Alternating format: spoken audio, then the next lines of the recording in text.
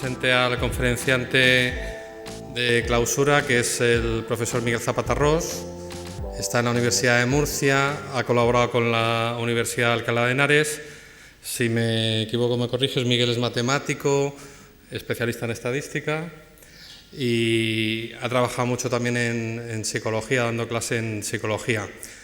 Yo le conozco pues porque las redes sociales nos han puesto en contacto hace un par de años, porque he seguido un poco de cerca el universo MOOC y él es experto en docencia virtual, que es de lo que nos va a hablar, el reto de las universidades en la docencia virtual, tanto reglada como los MOOCs, y porque es experto también en diseño instruccional para la docencia. Entonces, bueno, para mí es un placer introducirle. Espero que disfrutéis con su presentación y luego que nadie salga corriendo, porque cerramos el acto con Musiarc. Nos vamos a sentar abajo para poderle ver en todo su esplendor. Así que gracias por venir, Miguel Zapata, y adelante. Gracias.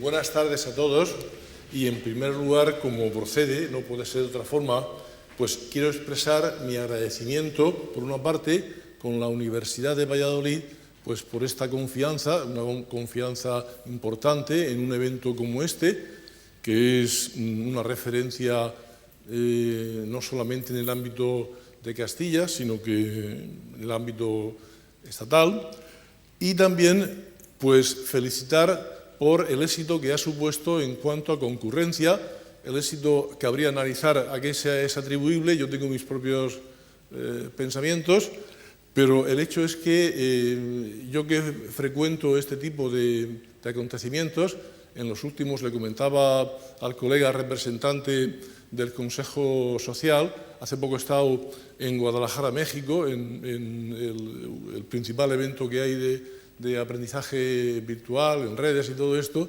y el máximo de gente que había en los talleres era de 40. Aquí hay talleres donde ha habido 70 y tantos, por tanto, no es frecuente, es un éxito y corresponde pues felicitar a la organización por esta consecución, por este logro. También me gusta resaltar una cuestión. Habrá un debate, la exposición quiero que sea prolija en datos. No sé si me dará tiempo a decir todo, pero en todo caso ahí tienen ustedes la presentación que voy a utilizar, está subida y pues directamente pueden bajarla, pueden desde sus tablets o desde sus smartphones, pueden seguirla directamente porque habrá cosas que no se verán por la distancia o por el tamaño de la letra o simplemente para que después en su casa o en otro lugar puedan pues verla con más detalle. Dicho esto, paso ya directamente a lo que es la presentación. Efectivamente, como ha dicho el profesor Alfredo Borrell, estoy trabajando desde el año 1997 en la educación virtual universitaria. Me correspondió el privilegio de coordinar y dirigir el primer posgrado que se hizo en España a través de redes digitales. Y una de las primeras revistas científicas que hay exclusivamente en Internet, pues también la editamos a propósito de ese posgrado. Y lo que voy a exponerle son pues, unas conclusiones, unos datos, unas reflexiones extraídas de la experiencia y también de la lectura, el rastreo de artículos pues, que hay sobre esta cuestión. He de decirles que, aunque estoy trabajando en los MOOCs y estoy trabajando en la educación virtual desde el 97, en los MOOCs desde 2008 y en la educación virtual desde 1997,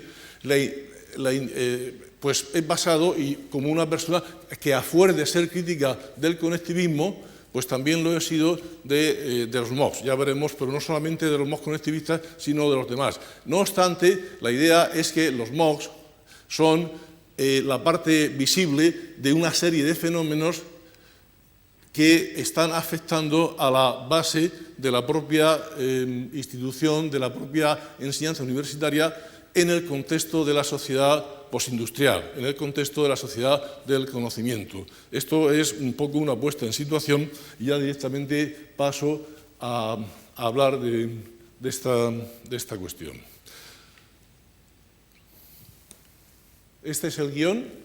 Voy a hablar de la enseñanza abierta en el horizonte de la conferencia, más que de los MOOCs o más que de la innovación, obviamente, sí es de la innovación como respuesta a este fenómeno, a esta serie de fenómenos que están ocurriendo.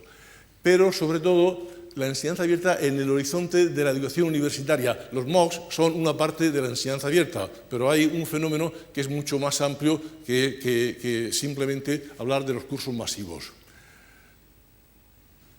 Vamos a hablar de aspectos relacionados con los MOOCs y con este tipo de educación, como son el rendimiento, la ayuda pedagógica y la personalización. Son fenómenos que se producen al hilo, al socaire, al amparo de las tecnologías, igual que sucede, como veremos, en otros ámbitos, como puede ser la prensa, como puede ser el mundo editorial, el mundo del entretenimiento, el mundo de la comunicación, pues también afecta al mundo de la educación universitaria. Vamos a hablar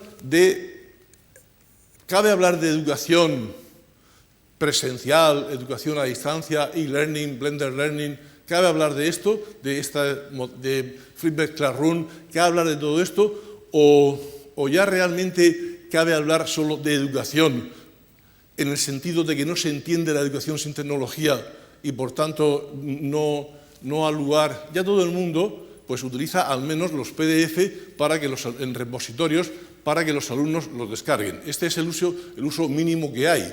Desde esto hasta cualquier opción que se produzca íntegramente en Internet o exclusivamente en medios tecnológicos, hay un continuo de situaciones que después veremos sus características. Vamos a ver también el diseño instruccional. El diseño instruccional es, digamos, cómo organizar la educación para que la gente consiga aprender más. Esto sería dicho en una frase así de corta, que es, dada la complejidad, la educación universitaria, después veremos que tenía un único modelo, que era el expositivo. Después veremos qué consecuencias puede tener este tipo de educación. La tecnología, el poder llevar a cabo actividades en cualquier sitio y a cualquier hora, que es el cambio más fuerte, nos lleva a plantearnos que si el diseño es clave en cualquier actividad en general y en cualquier actividad educativa, cuando tenemos contextos complejos como son los contextos tecnológicos, con mucha más razón.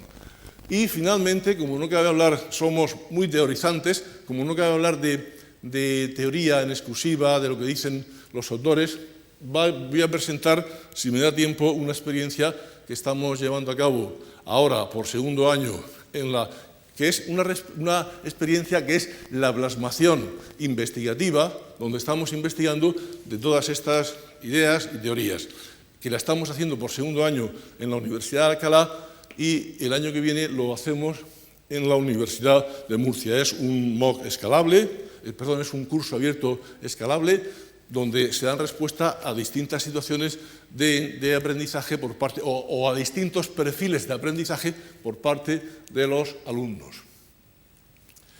La primera parte es la enseñanza abierta en el horizonte de la educación universitaria. Este sería el epítome, la referencia global donde se podría encuadrar todo. La nueva educación abierta, como después veremos, es una educación que va más allá de la educación a distancia, del e-learning. La educación a distancia pretendía, en ciertas situaciones, salvar dificultades que provenían de la incomunicación, de la falta de acceso, de la disposición del tiempo irregular, que procuraba salvar déficits o barreras planteadas por el tiempo y por el espacio. La educación abierta, en este sentido, los autores la conceptualizan como una generalización o una ampliación de lo que era inicialmente el e-learning o la educación a distancia. El fin es, de la educación abierta, dicho de una forma muy simplificada y muy general, es superar todo tipo de barreras que pueden perturbar o que pueden enturbiar el aprendizaje. No solamente las barreras que proceden del tiempo y del espacio, sino hasta incluso, los teóricos así lo dicen, las barreras que la propia institución pueda por la organización, pueda poner al aprendizaje. Muchas veces las barreras provienen de una configuración no adecuada, de una burocracia, de una preeminencia de aspectos no estrictamente didácticos sobre los didácticos, como puedan ser corporativos, como puedan ser de estructuras de ubicación, de distribución de la información, etc. Pues bien, la educación abierta es, en un sentido amplio, un planteamiento que, para superar todo tipo de dificultades que se puedan producir al aprendizaje, incluso las que se producen por parte de la propia institución. Y en ese sentido, pues vemos que la tecnología hace posible esta eclosión que se está produciendo de modalidades de educación abierta, que va más allá de simplemente organizar la educación. Muchas veces las nuevas metodologías, como la clase invertida, que se producen a socaire de la educación abierta, tienen repercusión en situaciones de aprendizaje que no son estrictamente donde haya barreras. Finalmente se ve que puede ser más eficiente, según en qué tipo de contexto formativo, organizar que los alumnos estudien, reciban la información en casa o en sitios que no estén en las aulas, y que en la universidad sirva como lugar de encuentro. Esto, que en principio podría parecer necesario para la educación a distancia, finalmente se ha revelado como positivo para otro tipo de situaciones. Vamos a hablar de las innovaciones disruptivas. He polemizado con colegas, algunos de ellos estarán entre nosotros, sobre esta cuestión. Bien, pues es bueno que esta polémica, ustedes ahí al principio tenían la dirección de correo, pues que pueda continuar. Es decir, quisiera ser provocador en este sentido. Es decir, las ideas que pueda decir, espero que en algunos de ustedes, a ser posible en la mayoría, pues despierten sensaciones y sentimientos que les hagan capaces de escribir, de irritarse, de contestar. En fin, esto sería, si eso se consiguiese, sería muy importante, sería un objetivo bastante importante de la sesión. El otro día, yo los domingos por la mañana, pues como ya por mi edad, pues y no solamente por mi edad, tengo que hacer ejercicio. Es decir, conviene que todos los días pues, haga una caminata de unos kilómetros, salgo por la mañana y me encuentro, no me he percatado, del kiosco que está en la esquina, se había convertido en una valla publicitaria. Yo, cuando estaba como alumno en la universidad, en los años 70, iba todas las mañanas y mucha gente íbamos al kiosco a esperar a que llegase de Madrid informaciones, triunfo, y había expectativa. Ahora mismo ese kiosco está cerrado. Es un signo de que algo está cambiando. La prensa impresa está cambiando.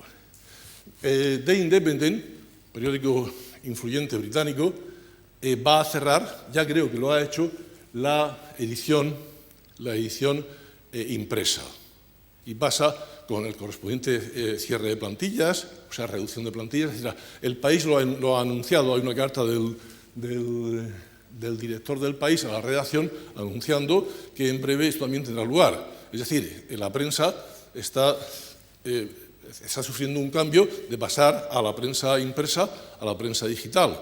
Es decir, bueno, y esto produce un cambio que después podemos analizar. Los lectores, es decir, las gráficas de evolución de la tirada y de la lectura de la prensa impresa, pues están descendiendo visiblemente. Pero también está pasando con la universidad.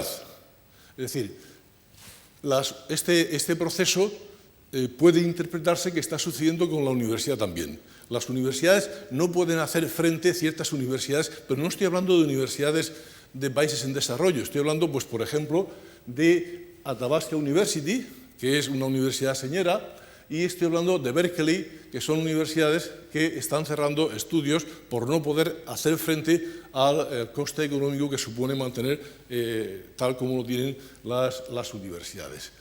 yo me planteaba si no llegaremos a poner en nuestros edificios un cartel de anuncio para como utilidad más importante de la universidad. Por supuesto, esto es irónico, ¿no? Esto es la ironía, esto no es así, pero se estaría bien pues, empezar a pensar de qué es lo que puede pasar. La gente de la prensa ya lo está haciendo. Japón, bueno, la verdad es que hay un gobierno pues, que practica pues, un liberalismo un tanto radical, los Abenomics, y está cerrando todas aquellos estudios que no representan un impacto directo en lo que puede ser el rendimiento en cuanto a utilidad de conocimientos que se utilizan directamente en la producción. La Universidad de Alicante en España ya afronta la peor crisis y pierde el doble de alumnos que la media nacional.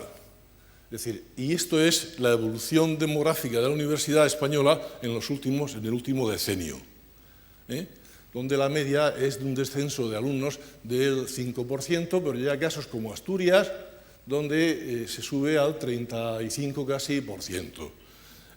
Evidentemente, este descenso contempla el descenso demográfico, pero el descenso demográfico no es del 35% de alumnos. Por otra parte, pues podían pensarse en la internacionalización, en los alumnos que proceden de Iberoamérica, etc. Bien. No está en mi ánimo ser catastrofista, lógicamente. Lo que sí estoy empezando, esto tiene solución, no es un problema que sea irreversible. Lo que sí está claro es que hay una tendencia y que esa tendencia pues tendremos que tenerla presente. Es decir, hay analistas que dicen que este fenómeno se debe pues, a distintos cuestionamientos del papel que tiene la universidad, como por ejemplo el papel tradicional de medio de inserción profesional y de promoción social. Hasta ahora la universidad servía para que las familias hicieran una inversión y aseguraban pues, un estatus social, profesional de sus hijos. Este papel se está cuestionando. Se está cuestionando incluso el papel de la universidad como templo de la ciencia, del saber. Ahora mismo, pues la sociedad del conocimiento pone, la verdad es que hay que tener habilidades llamadas metacognitivas para saber manejar la información que hay, pero todo ya está en abierto. Por tanto, los individuos, los alumnos o los potenciales alumnos aventajados, pues pueden encontrar la información que les sea útil, siempre que lo que quieran obtener, como después veremos, sea solo información, ¿no? Bien, pues estos factores, junto con otros, ponen sobre el papel lo que está pasando. El problema y algunas respuestas. Esto es lo que algunos autores piensan que es la cuestión que está en el fondo de los MOOCs, de la educación y de la educación abierta en general, o de cierta educación abierta, como después veremos. Sebastian Thrun es el líder de Udacity. Este es el organizador. Ustedes saben que fue el primer MOOC no conectivista, el primer MOOC de escala, inteligencia artificial, creo que era de Stanford, aunque no recuerdo, fue él quien lo puso en marcha. También está haciendo los trabajos para el coche de Google, el coche este que ya le ponen multas y ya tiene accidentes, ¿no? Es decir, que ya es casi un coche perfecto, ¿no? Bueno, pues el coche de Google también él estuvo liderando ese proyecto. Y el año, creo que fue 2013, en una entrevista que también supuso un hito en la revista Fast Company, es decir, una revista que se encarga, que es una revista que se tiene muy en cuenta para temas no científicos, para temas generales de educación universitaria y temas de la sociedad del conocimiento. Fue el que el primero que señaló que tal como se habían planteado los MOOCs inicialmente estaban fracasando. Bueno, hay antes un estudio de la Universidad de Pensilvania, donde dice que el propósito, la promesa de los MOOCs, de la asequibilidad, de la democratización, de que iba a poner la educación universitaria a expensas o al alcance de los desfavorecidos, de las mujeres, de las minorías, etc., pues esta promesa había fracasado. Y señalaba como el principal obstáculo, no sabemos si como fruto de una estrategia o como conclusión de un razonamiento, de que la asequibilidad es uno de los mayores obstáculos para los estudiantes que se matriculan en la universidad. Es decir, la asequibilidad quiere decir el coste del gasto familiar. Ya saben que en los Estados Unidos la matrícula funciona a través de préstamos que se dan a estudiantes que luego tienen que ser reintegrados. Y esto supone, no tengo tiempo, pero podría poner gráficos donde en los Estados Unidos el volumen de deudas debidos a los préstamos universitarios ha superado ya bastante a los préstamos de hipotecas.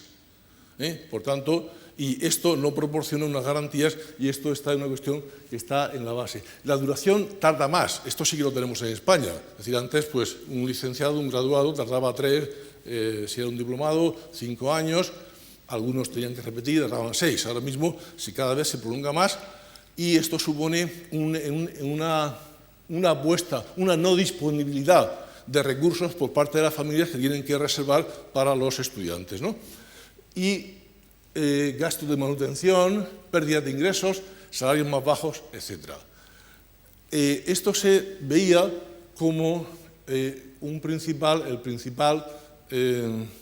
problema que estaba teniendo la universidad. Frente a esto, la solución que plantea, después veremos que Udacity plantea como solución los nanogrados, los nanodegrees, donde está diseñado para ser una cartera de formación continua, para que sea ampliamente reconocida esa cartera de formación por las empresas, por la industria de la tecnología, y mucho más barata de obtener. La idea era desprenderse de aquellos conocimientos que no fueran directamente útiles y que posibilitaran una reducción de costos a los estudiantes, a las familias y una mayor implementación de los alumnos en los puestos de trabajo. Esto es lo que planteaba. Por tanto, y esto, aunque aquí en España y en Iberoamérica no se reconoció, fue el primer mazazo que supuso para el concepto de MOOC tal como se estaba planteando. El concepto de MOOC es una ruina económica, no es un negocio sostenible, salvo que corresponda a las expectativas de empleo de los alumnos y de obtención de mano de obra cualificada a través de esa formación por parte de las empresas, en este caso las empresas tecnológicas. De manera que esta era pues, la solución al problema que se planteaba y que estaba en la base de los MOOC, que ya no son MOOC, ya son nanodegrees, aunque le siguen llamando así, pero a continuación se expandió en los Estados Unidos y el resto de agencias pues igualmente hacen cambios que no son cosméticos, sino que afectan a la naturaleza propia de los MOOCs, y ya lo que resulta es una cosa diferente. Cuando Fast Company le pregunta a Sebastian Thrun si este era el objetivo, si este era el sueño, por así decir, la idea central que resolvía el problema de la asequibilidad que planteaba anteriormente, responde que sí, esto era así.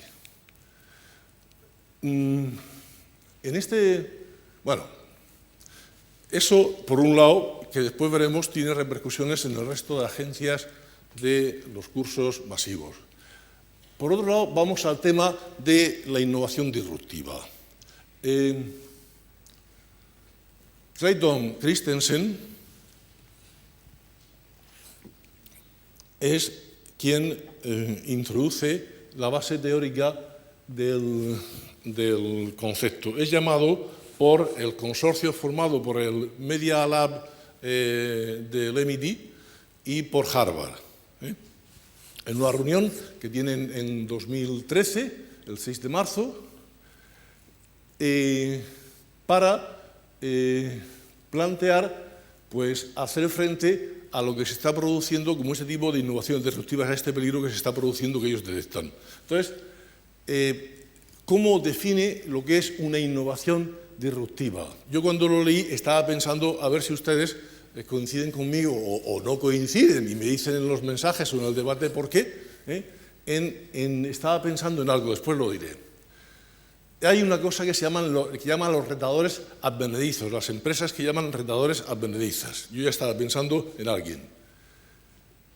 que desplazan en un mercado, desplazan a los titulares del mercado y estableciendo un primer punto de apoyo en una franja que no es considerada como importante ni como decisiva por los que ocupan ese nicho de mercado, ese área de mercado, por los titulares, y que los titulares están dispuestos a ceder. Yo inmediatamente empecé a pensar, yo no sé aquí en Valladolid, pero en Murcia existe lo que se llaman los comercios, los bazares chinos. En todos los barrios pues hay un bazar chino y como venden productos que nadie vende o vendían productos que nadie vende, como son pues cosas de baja calidad, pues al principio ningún comerciante del barrio se preocupaba demasiado por esto, al menos yo lo percibí así. Inmediatamente encajé en esta propuesta este tipo de cosas. A continuación lo que decía es que la educación superior está en el mismo barco, es decir, hay algo a lo que nosotros, en principio, cuando llegaron los MOOCs, nadie le dio importancia ni nadie pensó, porque yo me acuerdo que en Palma de Mallorca y en Oviedo, en las jornadas de campus virtuales, planteé el tema, ojo, que están ahí los MOOCs y que esto ya veréis cómo da que hablar. Esto era pues en 2011, me parece que fue, y en aquella época, ¿los MOOCs? ¿Qué son los MOOCs? Es decir, nadie le daba mayor importancia. La respuesta que daban es que una cosa era los estudios formales universitarios y otra cosa eran los MOOCs.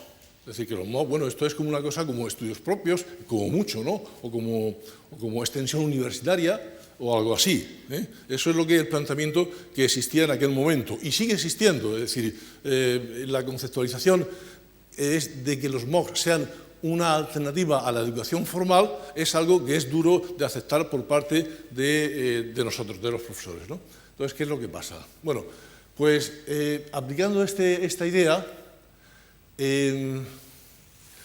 lo que establecía Christensen es el conjunto de tecnologías que edX en ese momento y otros han introducido, videoconferencias, paneles de discusión en línea, algoritmos de clasificación automatizada, programas de texto de anotaciones comunales, laboratorios virtuales y similares, constituyen lo que él llamaba el núcleo extensible de la educación. Es decir, la educación tiene un núcleo no extensible, y después veremos qué es, y tiene una parte de escala que no tiene coste. Que si un profesor puede dar una clase expositiva, como yo ahora mismo estoy haciendo, para 200 personas, con el núcleo extensivo, o sea, edX, la plataforma, la tecnología, los apuntes subidos a los repositorios, las pruebas automatizadas, los exámenes de opción múltiple, puede hacer exactamente lo mismo, pero hasta el infinito, con un coste fijo.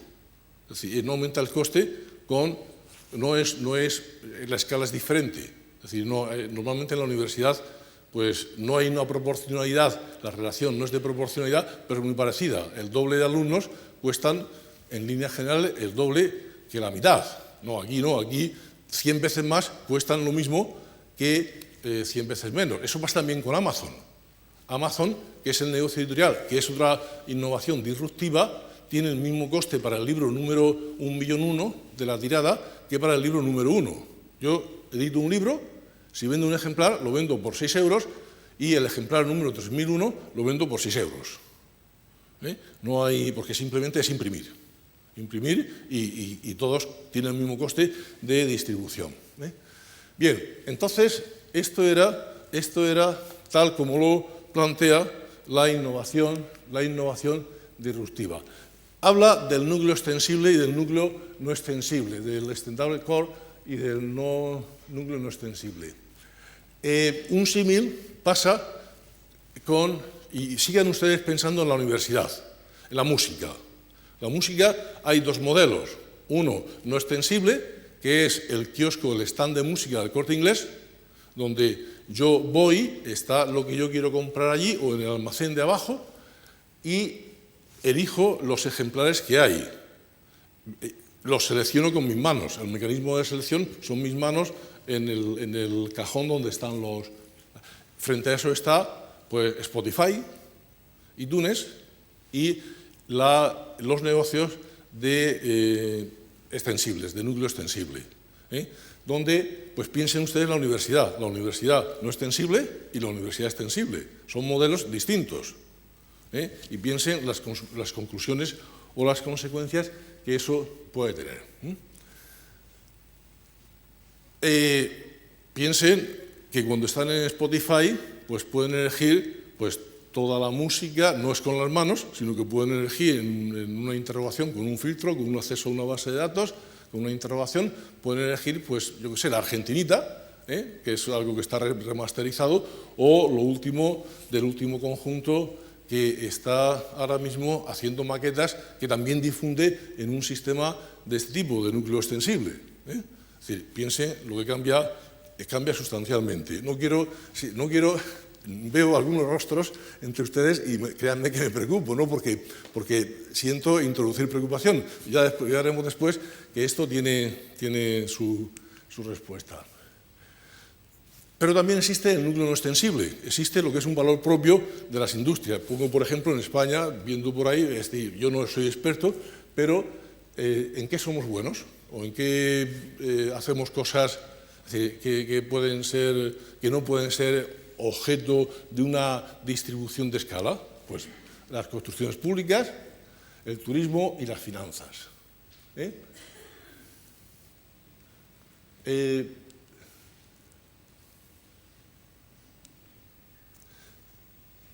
Es decir, bueno, pues las construcciones, el turismo y las finanzas serían lo que en principio sería la parte del negocio de ultramarinos no chino que podemos tener y que no es fácilmente extensible a través pues, de los recursos de la sociedad del conocimiento ni de que estén pues, utilizando otro tipo de recursos de distribución. En las construcciones pues, tenemos buenas escuelas de ingenieros, tenemos buenas escuelas de arquitectos. En el turismo el sol no es de escala, las playas no son de escala, los monumentos no son de escala, nadie se imagina, pues para la gente no se puede sustituir el turismo y ver la preciosidad de la porticada de San Pablo directamente, ponerse allí, verla y respirar su aire, verla de distintos ángulos, que verla a través de internet o que verla, pues, por mucho que sean vistas panorámicas, vistas 360, no es lo mismo, no es un núcleo extensible. No es lo mismo irse a la playa que meterse con rayos ultravioleta, no es lo mismo irse a Mazarrón o irse a Alicante y entumbarse y disfrutar del sol que lo otro. Bueno, las finanzas, actualmente tenemos muy buenas escuelas de finanzas. Tenemos ahora mismo, por razones personales y familiares, pues sé que en la City, en Londres, o que en la banca, pues hay muchos analistas financieros que se han formado en escuelas españolas y que, bueno, pues ahí pues también esto existe. Por tanto, tenemos un núcleo, la Universidad Española, tenemos un núcleo no extensible importante, que no está sujeto a un negocio de escala como el que hemos visto en las innovaciones disruptivas. Existe otro peligro que ya hemos percibido, se ha percibido en los MOOCs. Es decir, no basta poner un MOOC, o sea, ciertas universidades, para ser visibles. Cuando yo he estado por ahí hablando para temas de estos de diseño instruccional, las universidades decían, bueno, ¿vosotros para qué queréis un MOOC? ¿Un MOOC para qué? ¿Para qué quiere la Universidad de Valladolid tener MOOCs? Esta es la pregunta que yo lanzaba. Pues en un porcentaje muy alto, para una cosa nada más, para tener visibilidad. Para que la universidad esté en lo que hay que estar, ¿no? Es decir, obviamente, no siempre es así, hay más razones, ¿no? Hay las razones originales que muchos colegas que están en los departamentos de innovación o que están pues, en Murcia, por ejemplo, pues hay MOOCs y la idea que tiene el departamento es el de que sea un escaparate donde pues, aquellos estudios o aquellos programas que sean muy punteros y que se pueden exhibir, pues se exhiban. Es decir, bueno, esto es otra cosa, esto es otra opción que se percibe o que yo percibo sobre la que se podría discutir también. Pero hay el peligro de crear, de que, llevados por la moda, de crear negocios, MOOCs, con núcleo extensible sin núcleo. Por ejemplo, eso ha sucedido, se puede interpretar que ha sucedido con Twenty.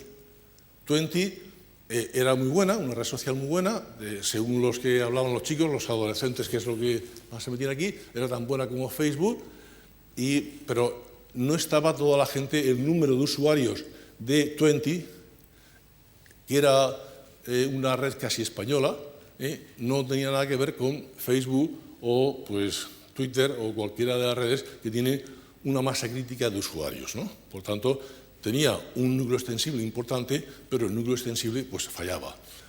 Las librerías. Hace poco cerraron la librería esta Negro y no sé qué, es una universidad de cine negro y de novela negra que hay en Barcelona, muy buena, por cierto.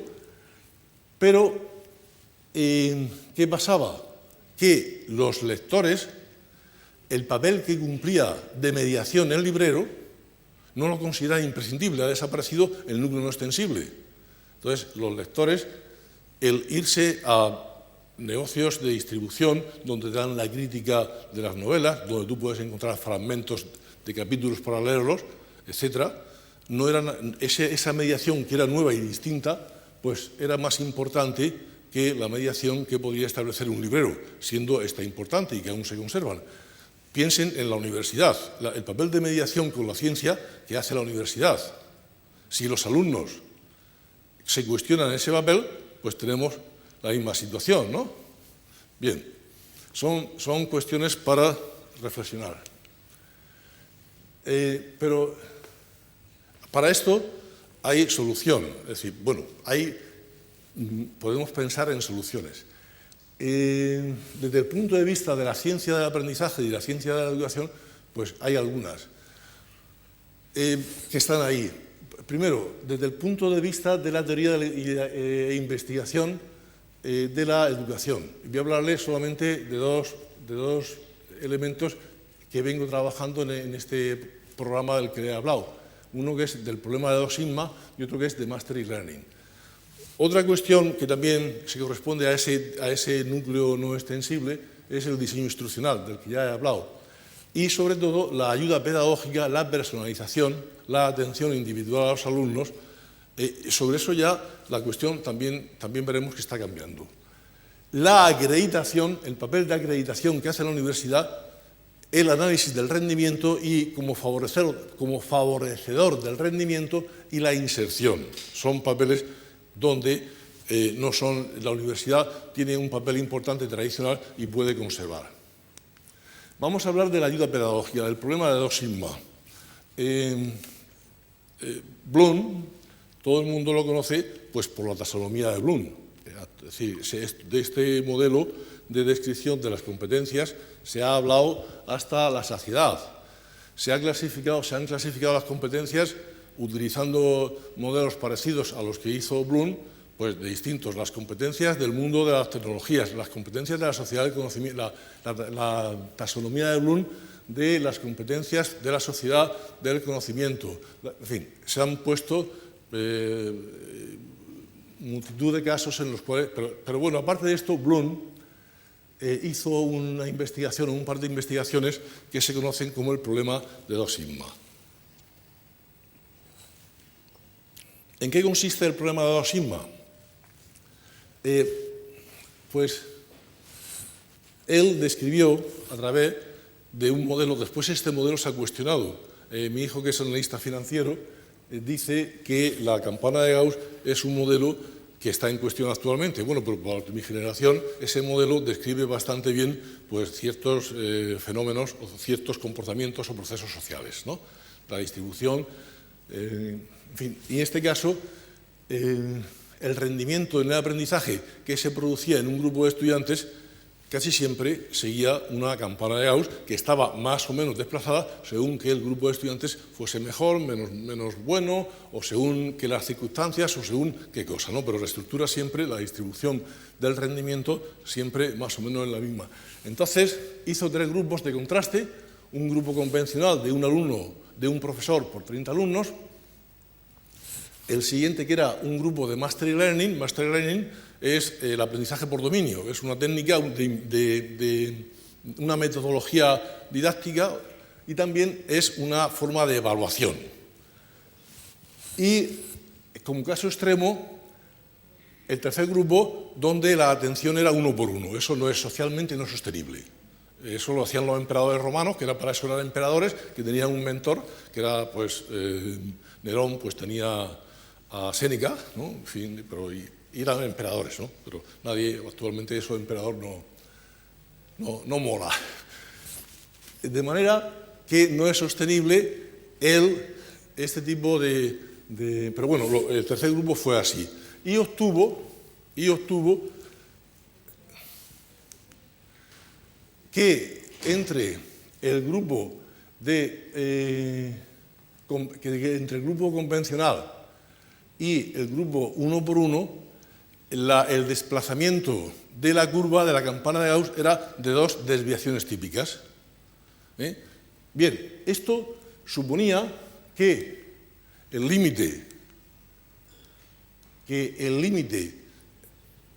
donde podemos establecer el rendimiento de la enseñanza, en la eficiencia del aprendizaje con los alumnos, es de 2 sigma, que esto es entre el 60 y tantos y el 80 y tantos % de alumnos que se desperdician normalmente en una educación estandarizada.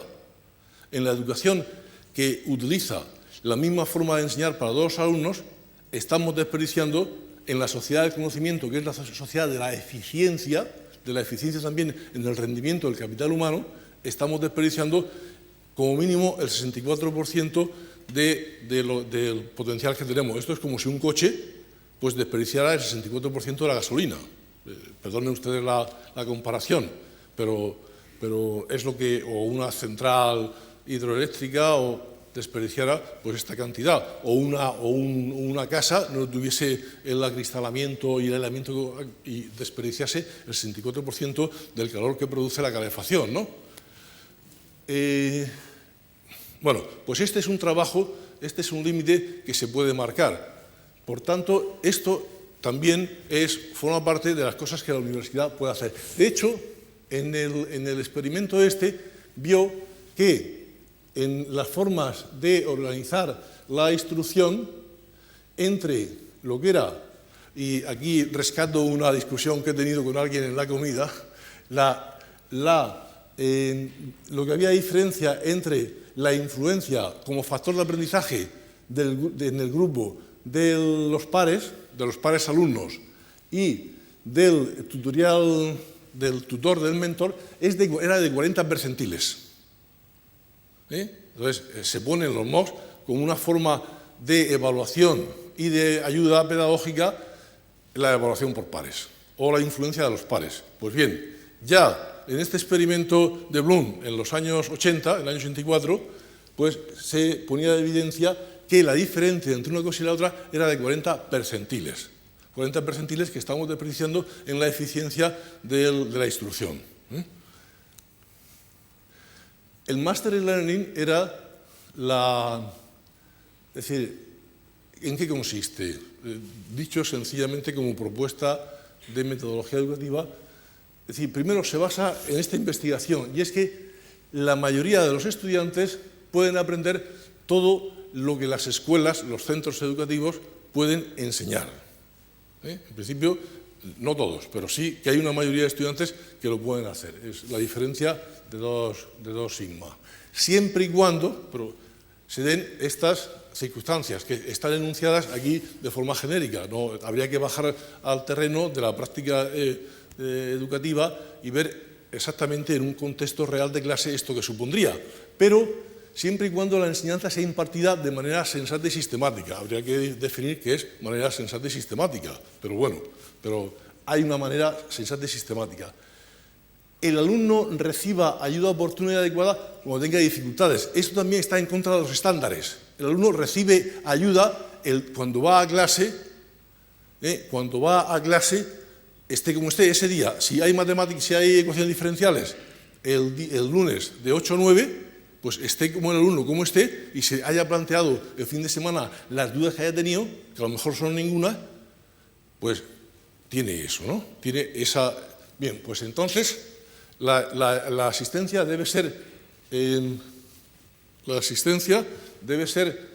pertinente y debe ser relevante con lo que se produce. Esto nos induciría a nuevas metodologías distintas que no son utilizando las unidades de tiempo, de hora, de espacio, que son convencionales. Por tanto, una solución sería pues, una educación que no estuviera basada en estándares. Veo que me estoy comiendo el tiempo y no avanzo.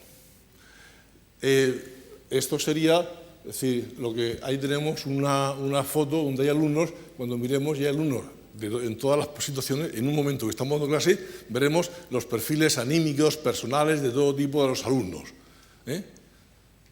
Bien, esto es lo que... Bien, los MOOCs y la enseñanza abierta. El año 2012 aparece esa portada del New York Times diciendo que es el año de los MOOCs porque han hecho mucho impacto. Sin embargo, ahora mismo, si utilizamos la herramienta de tendencias de Google, pues vemos lo que sucede. Vemos que en rojo está España. Bueno, es una gráfica de estas que hace Google, que son relativas, que las da con pocos datos porque siempre sitúa una escala relativa. El punto más alto es el 100, independientemente. Y esta gráfica es con respecto a noticias o a incidencias que aparecen en los buscadores de Google. Entonces, ustedes ven que, ¿qué pasa? Pues que España aumenta sin parar desde el principio del año 2012 o 2013 que se produce la gran eclosión, sigue aumentando sin parar el interés por los MOOC. Eso es algo que está en vigencia. Sin embargo, tanto en Estados Unidos como en Canadá, que fue donde se produjeron, hubo efectivamente una eclosión que nunca fue tan grande en Estados Unidos como en España, pero a partir de este año, pues muy suavemente va bajando el interés. Y en comparación, fíjense el interés en Estados Unidos y en España, la diferencia que existe. Son índices relativos de población, de interés y de noticias sobre población. En Canadá pasa igual, exceptuando un momento que hay un pico, pero la tendencia en Canadá es prácticamente la misma. Y en países en desarrollo como México hay un patrón muy parecido al que sigue España, pero con un desfase. Si lo hacen en Argentina, si lo hacen en Chile, si lo hacen en Perú, la curva es muy parecida a la de México. Por tanto, bueno, pues esto pone de relieve lo que está pasando bajo esta visión. En esta gráfica, pues tienen la situación que se produce actualmente, y voy a dejarlo prácticamente aquí, simplemente voy a dar la referencia a lo que estamos haciendo en Alcalá y en Murcia, y eso lo podemos discutir pues a través de la red. Actualmente, pues esta es la línea del tiempo que estuve haciendo para la educación abierta. En 2011 aparecen los XMOOC, en 2008 aparecen los MOOC conectivistas y a partir de ahora, como hemos visto, pues Udacity se transforma en una alternativa que son los NanoDegree de Sebastian Thrun y la OEA. La OEA es una iniciativa presidida de un grupo de presión presidido o dirigido por el presidente Obama o el complejo del presidente Obama, pero no solamente por el presidente Obama, que si ustedes buscan verán que está haciendo continuamente llamamientos a este tipo. Esto lo que quiere hacer es un llamamiento a utilizar los MOOCs como filtros para obtener de una forma razonablemente barata los alumnos que son de excelencia para incorporarlos a las empresas. En un contexto pues, donde los MOOCs donde no hay atención personalizada, etcétera, etcétera. Coursera, con coste, con matrícula, está dando una opción de MOOC con diseño instruccional. De hecho, inicialmente el modelo de diseño instruccional que estamos utilizando en la Universidad de Murcia es el de Coursera, que a su vez procede del modelo teórico de Merrill y Reigeluth. Es exactamente el mismo, es decir, la misma forma de organizar la educación atendiendo a los aspectos que son más importantes de la misma forma, es el mismo modelo de Coursera. edX,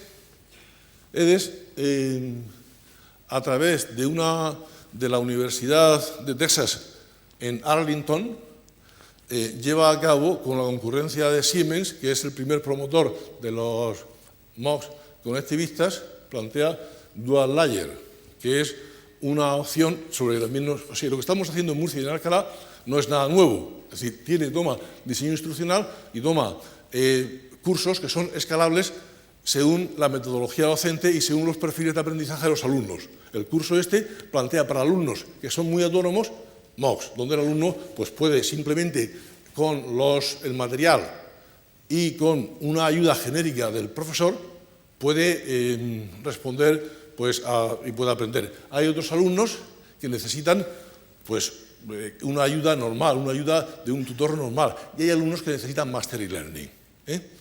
Bien, pues estas son la evaluación. Por otra parte, surge la iniciativa LPSS, que es una derivación. Esto surge en el Centro de Investigaciones Científicas de Canadá y surge como una especie de MOOC a la carta utilizando los entornos personales de aprendizaje. Son unos currículos abiertos donde cada alumno, de acuerdo con su perfil de aprendizaje, pues elige este tema de este MOOC, este tema de este MOOC y este del otro. Y se forma un currículo y con ese pues accede a una forma que tiene la universidad establecida para acreditar la competencia que ha adquirido pues, de esta forma tan abierta, ¿no? Esto es la evolución. Pero esto es hasta el año 2014 la situación.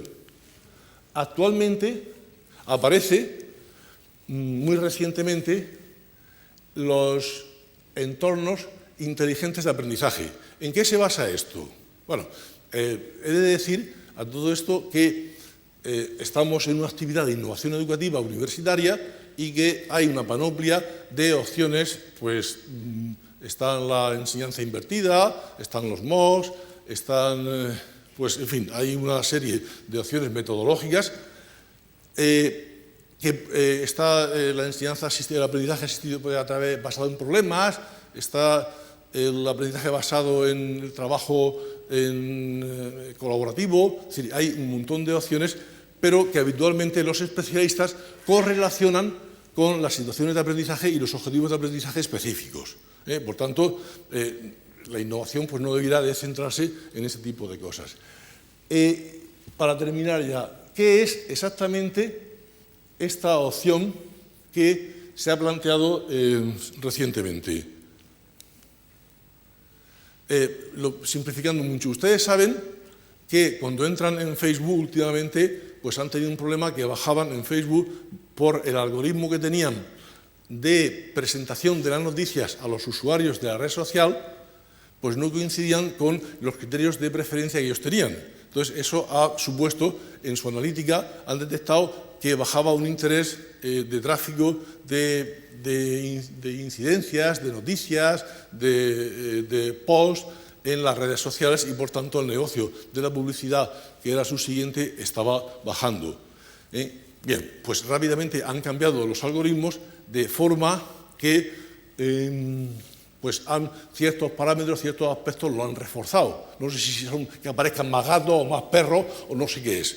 Pero el caso es que rápidamente ha vuelto a subir mediante esta acción que han llevado a cabo. Perdonen la brusquedad quizás un poco para los que tienen gatos o mascotas, en fin, pero todos saben que en Facebook aparecen todos, pues también ponemos fotos de los nietos y también ponemos fotos de los seres queridos, en fin.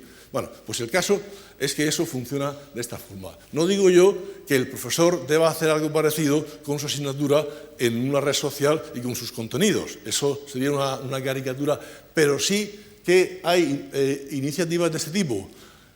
Cuando los primitivos fundadores del conectivismo y de los MOOCs uno estaba en el Centro de Investigaciones Científicas de Canadá, DONS, y otro estaba en Arlington con la Fundación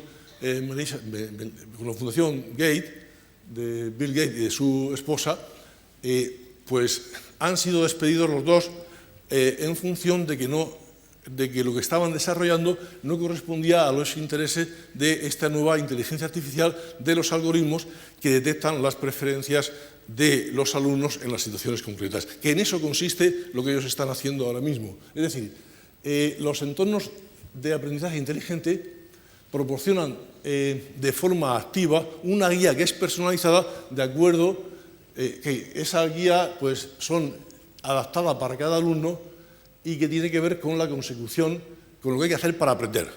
Para aprender quiere decir lo que el alumno tiene que hacer para conseguir desde su situación el objetivo de aprendizaje que tienen establecidos los estudios. Es decir, analiza lo que el alumno está haciendo, cuáles son sus preferencias a través del historial del alumno en la red, analiza lo que en ese momento se le está exigiendo y a través de eso, mediante esos patrones que son específicos para cada alumno, le ofrece pues una serie de apoyos, de consejos, herramientas, de igual forma como en Facebook nos están ofreciendo en la sección de noticias que tenemos en la parte derecha que fulano de tal está haciendo esto o mengano de tal está haciendo lo otro y previamente hay algoritmos que han seleccionado esto, simplificando mucho el esquema, pues parece ser que resulta una cosa parecida, donde en función del patrón, a través del análisis que se ha hecho el programa, pues está del alumno, pues da las herramientas adecuadas, los apoyos, sugerencias de aprendizaje y de actividades en el lugar correcto, en el momento adecuado y en la forma correcta para lo que el algoritmo ha detectado que es útil, que es adecuado para cada alumno. Este alumno ha detectado que tiene más actividad pues por la mañana, o que está más ocurrente, más brillante, pues entonces le suministra. Esta sería la idea, ¿no? Sí, por supuesto, puede parecer una idea caricaturizada, pero esto es la cuestión. Bien, hasta aquí vamos a dejarlo para que haya tiempo, ya son prácticamente, no, son ya las 8. En este libro hablo de mi libro, en este libro está todo explicado y, bueno, pues en lo que viene a continuación estaría la enseñanza abierta, que es conceptualmente, de lo cual ya he hablado, y por último, pues hablaría del diseño institucional, que es la parte interesante, y de la iniciativa que estamos llevando a cabo,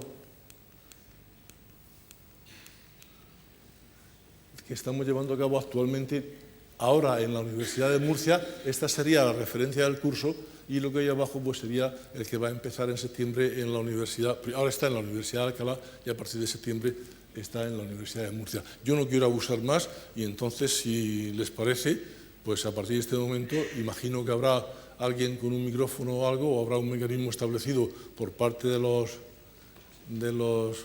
para hacer preguntas.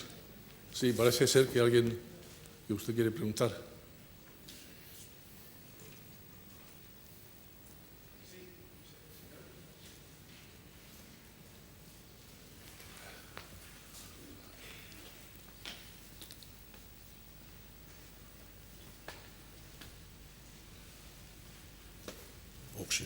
Si no hay... Ah, parece ser que ya...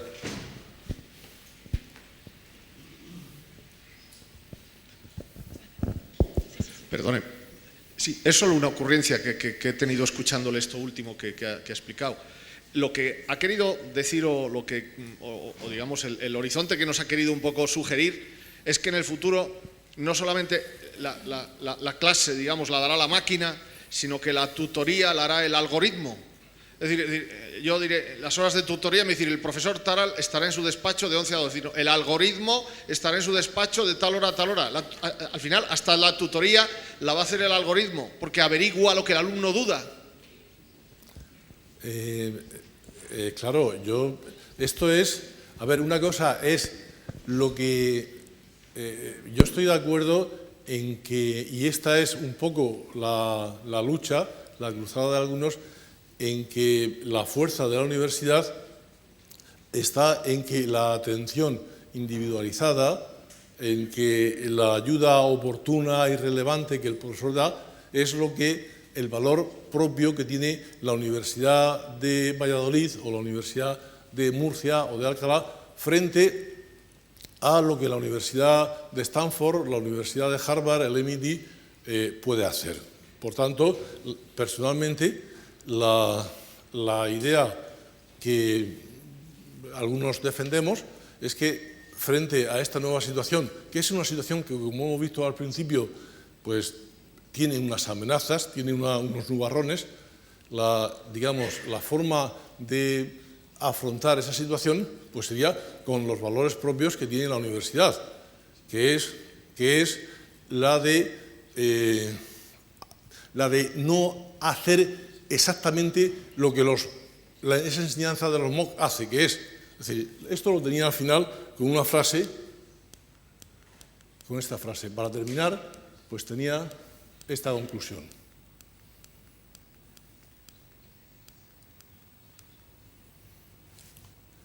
La universidad se ha basado en un modelo de enseñanza expositiva que es un núcleo extensible de 200 alumnos.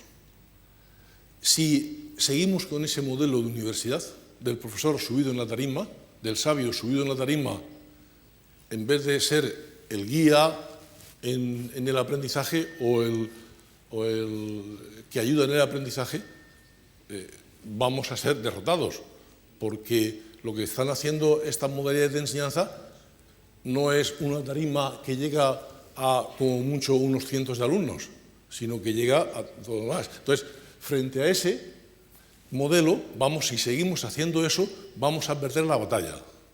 Eso es la conclusión que tengo. Hay que hacer otra cosa. ¿Qué hay que hacer? Pues todo diseño instruccional. No basta con saber la materia, el alumno no se le va a dar por ósmosis, no se le va a transmitir simplemente con decirlo, sino que habrá distintas situaciones de aprendizaje que tienen mis alumnos. Yo tendré que fijarme en cada uno de ellos, ver el insight de aprendizaje, mirarle a los ojos, perdonen la expresión, para ver si se produce esa chispa que se produce cuando el alumno aprende. Utilizar la tecnología, eso sí, ya sé que eso es molesto. Yo soy profesor a distancia desde el año 1997 y he estado dando clase a las 3 de la madrugada. Es decir, que he tenido alumnos, ya sé que eso, en fin, yo lo hacía, era muy voluntarista, y no a nadie es exigible. Pero lo que está claro es que frente a esto, la educación que atiende al alumno de forma pertinente y relevante, pertinente, ¿qué quiere decir? Pues atendiéndole a lo que él pregunta, y en el momento adecuado, porque al alumno no va a tener la duda en cualquier momento, la tiene cuando haya llegado en su progreso en el aprendizaje, cuando haya llegado a la situación en la cual se produce el atranque, debe estar alguien que le ayude. Me refiero al alumno que no es autónomo, que es el de la parte alta de la campana de Gauss. Eso es la propuesta. Digamos, en el otro polo, ¿quién está? En el otro polo están las multinacionales de la enseñanza de la universidad, que están con las empresas tecnológicas que a un coste mínimo pues pretenden extraer a una gente que pueda aprender de una forma automatizada. Entonces, yo siento no haberme expresado todo correctamente. Esa no es nuestra apuesta. Esa es la apuesta de los consorcios, de las agencias de este tipo de educación con las empresas tecnológicas apoyadas pues por los poderes sociales, económicos y políticos. Esa sería la respuesta a lo que tú has preguntado. No queremos eso. Pero sí tendremos que querer algo. Sí, eso es. Bueno, no sé, ¿hay un horizonte temporal en el que esta catástrofe se producirá? Era la primera pregunta. Y la segunda, claro, a mí esto en un contexto en el que la gente tiene dificultad para acceder a la enseñanza de la universidad, porque, por ejemplo, en su entorno geográfico, sea el país, sea la zona del país, no tiene acceso a esa formación, es creíble. En un lugar en el que tenga acceso a ir a la universidad, puede ser creíble también, siempre que tenga algo mejor que hacer. Pero realmente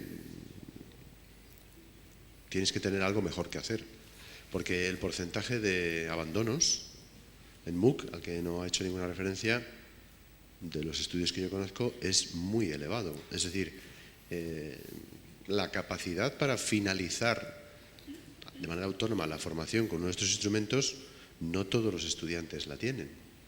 Más bien el porcentaje es bajo. Entonces, si tú te enfrentas, en un caso más realista, más creíble, en un entorno como el que tenemos, si yo no tengo otra cosa mejor que hacer, claro, si tengo oportunidades de trabajo, pero no creo que sea el caso a corto plazo. Entonces, pues bueno, me puedo plantear que mientras trabajo tengo posibilidades de formación superior, con nanogrados o lo que fuere, y ya. Segundo, ¿el mercado europeo está listo para reconocer formación de este estilo? O sea, eso serían 3 preguntas. ¿Qué horizonte temporal diría que puede haber? La segunda sería, bueno, a ver, esto presupone que la gente tiene algo mejor que hacer.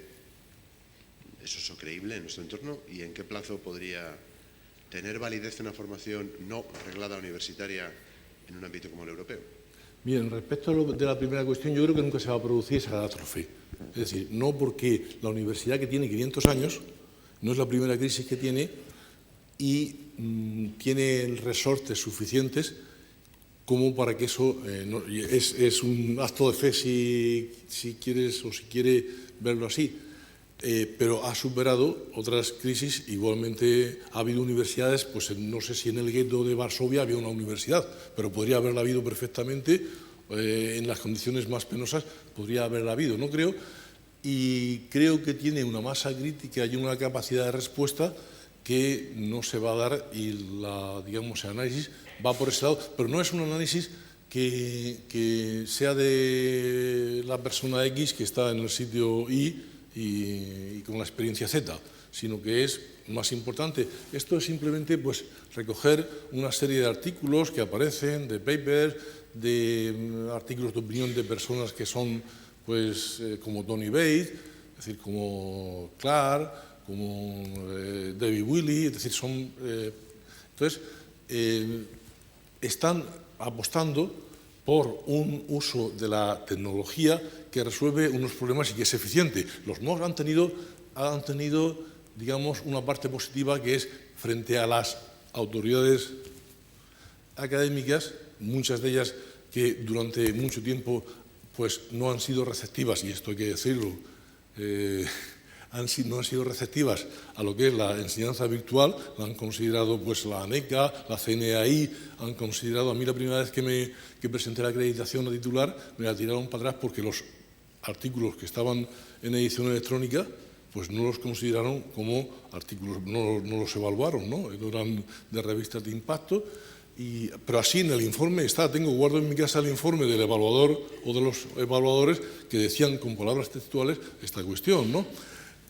A la situación, pues han tenido la virtualidad de poner en el candelero este tipo de cosas. Por tanto, respecto a la primera pregunta, estamos en la tensión que siempre se produce en la sociedad entre un polo extremo, que es el de rentabilizar a corto plazo la educación, y otro polo, que es el polo estratégico, el polo de considerar, afortunadamente, la cultura europea, no digo que sea mejor ni peor que la cultura anglosajona o la cultura estadounidense o de América del Norte, de Canadá también, pero sí, históricamente, ha puesto una defensa bastante importante en lo que es una percepción y una defensa y una visión de la universidad como algo que funciona de forma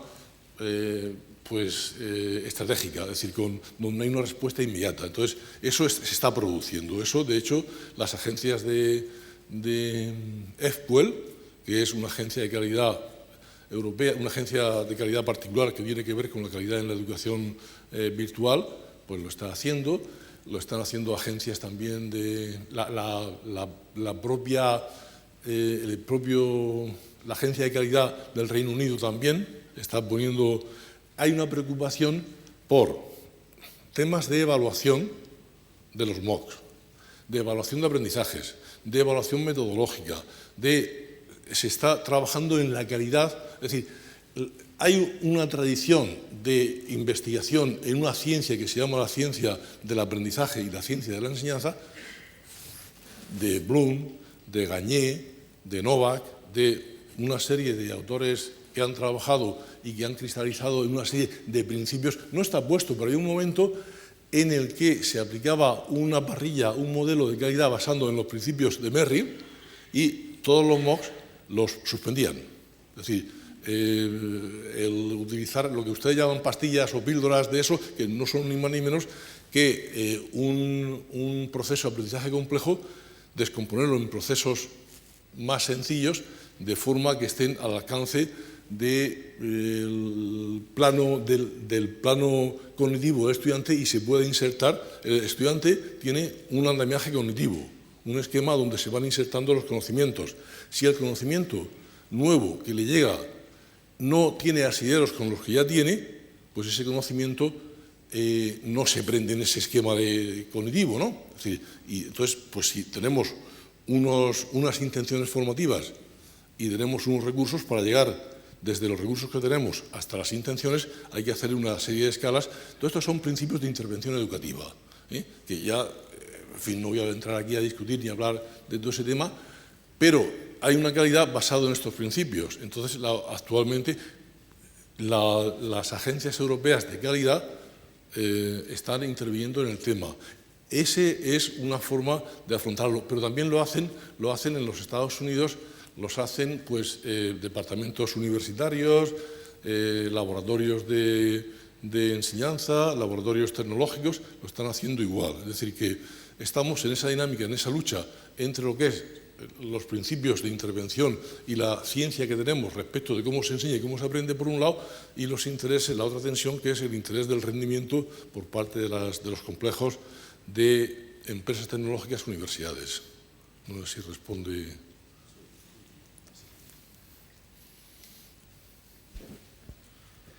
Muchas gracias. Yo quería hacer una pregunta con un punto crítico. Para resolver el tema de las dos sigmas que planteaba Bloom y conseguir el máximo aprendizaje en el modelo actual de universidad, yo lo veo bastante extensible o aplicable el Master e-Learning en nivel de máster, donde los doctorandos a lo mejor pueden hacer de asistentes sobre los estudiantes de máster, pero ¿cómo llevamos ese modelo de Master e-Learning al grado?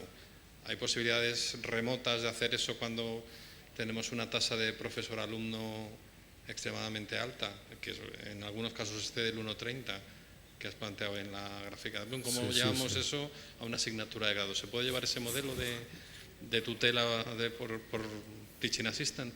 Vamos a ver, la palabra Teaching Assistant es una figura, en esa metodología de Master Learning es central.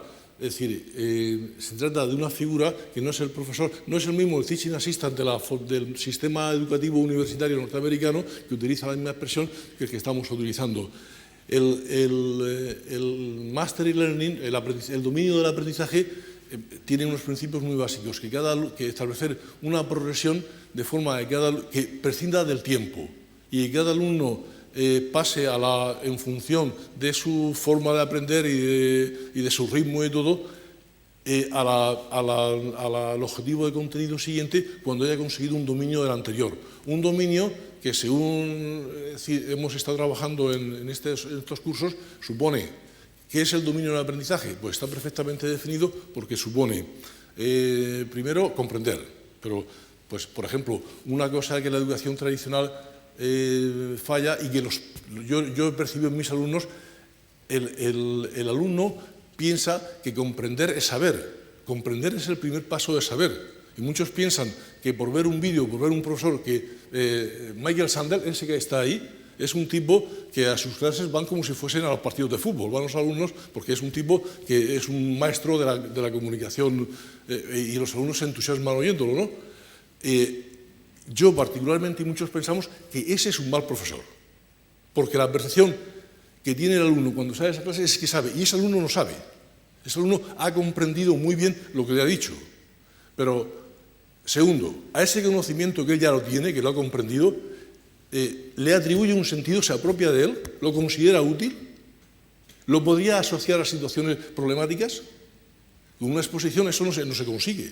Bueno, se podría conseguir en parte, pero son una experiencia vivida en otro, es una experiencia vicaria, es la experiencia que el alumno percibe en el profesor, que él resuelve en la pizarra, y caramba, mira, es como cuando vemos a Messi meter un gol, pero si meter un gol es muy fácil siempre que sea Messi, o que sea Ronaldo, si eres del Madrid, Pero eso que parece tan fácil no es tan fácil. Vete tú al campo con 100.000 personas en la grada gritándote y el otro haciendo las cosas que te hacen a ver si metes el gol.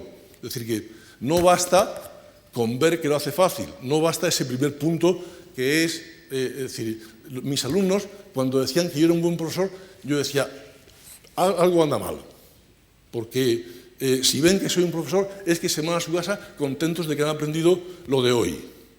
Hay una segunda parte, que es la parte, ya he dicho, de atribuir sentido.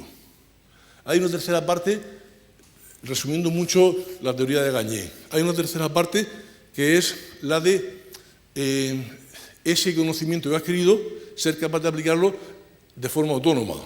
Si yo sé resolver un problema, no basta con que lo haya resuelto una vez. Tengo que haberlo resolvido en cualquier situación y sin ayuda, solo. Y, por último, la transferencia.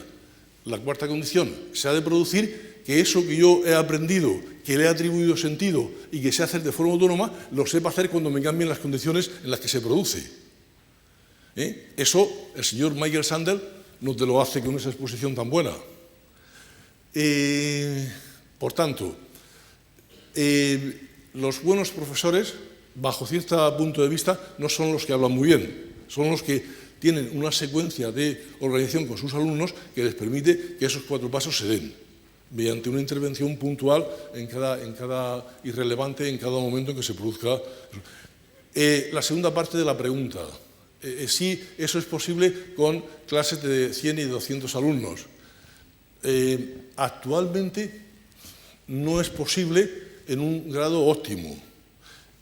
Está el teaching assistant, que es la persona que con el alumno que lo demande, que es lo que hacemos en los cursos estos, pues tenga esa asistencia. Le diga, usted ha alcanzado ya el dominio a través de lo que manifiesta y si no lo ha alcanzado, se ha producido en esta situación y entonces yo le ayudo en esta situación. No, eso no sería un profesor, el profesor sería el teaching assistant que te asiste, no asistente del profesor, que es lo que dicen los americanos, sino asistente del alumno. Eso no todo el mundo lo necesita.